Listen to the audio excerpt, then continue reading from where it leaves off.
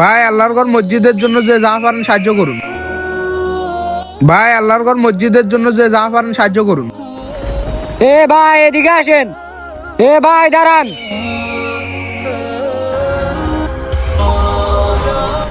হ্যাঁ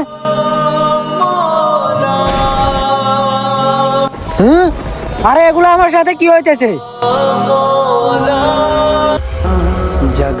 হ্যাঁ?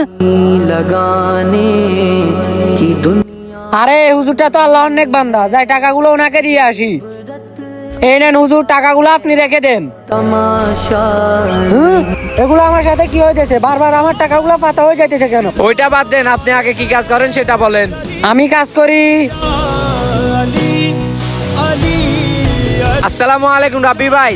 ওয়ালাইকুম আসসালাম। ভাই আমি এই মাসে সুদের টাকাগুলো দিতে পারবো না, সামনের মাসে সবগুলো একসাথেই দিয়ে দেবো। সুদের টাকা কোনো বাকি চাকি নাই, যা টাকা নিয়ে আয়। এই জন্য আল্লাহ তাআলা দরবারে তো টাকাগুলো কবুল করে না। ভিডিওটি ভালো লাগলে চ্যানেলটি সাবস্ক্রাইব করুন।